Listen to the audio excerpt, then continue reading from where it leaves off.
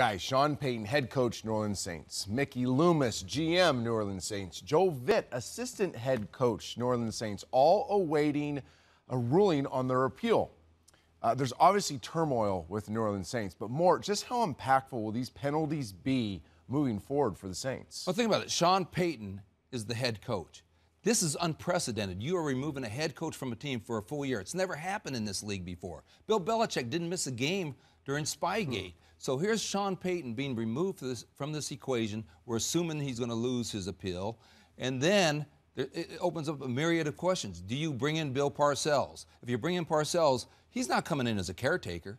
I mean, Bill Parcells is a big personality. Is he going to want some roster control? Will that work with Mickey Loomis, the general manager, who doesn't serve his suspension until September, and that's half a season? Or do you go ahead and get by with an interim coach and have Joe Vitt come back after his 6-game suspension and take over? Think about all those dynamics in play, and they all are in play, and yet it's unprecedented. I think it's more than a punch in the gut. I think it can be extremely impactful. This team was that close, an Alex Smith drive away from, I think, going to the Super Bowl, because I think they might have beaten the Giants in New Orleans. And yet, Mel, they still have to handle the draft. They still have to move forward. What are they looking at? Well, they handled it very well. That Mickey Loomis-led front office, the personnel department, has done a great job. I mean, their offense has been built around late-round picks, undrafted free agents. Pierre Thomas, the running back, undrafted. Think about late-round guys they were able to bring. Guys from smaller schools, Jermon Bushrod, Jari Evans, okay?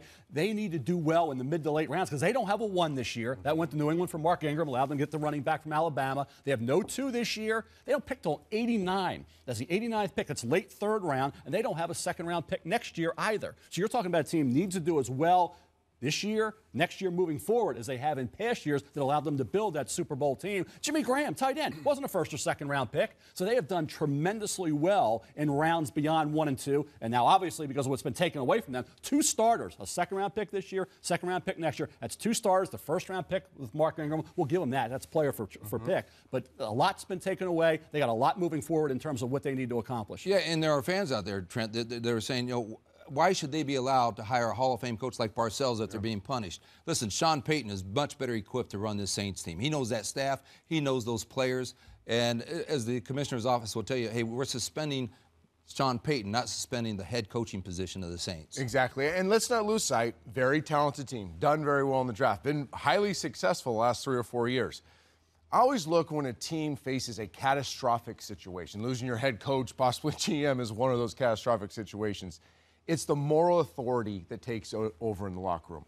And they have Drew Brees. And we could talk about how Drew Brees, just his play alone, might be a big enough bridge to gap this thing.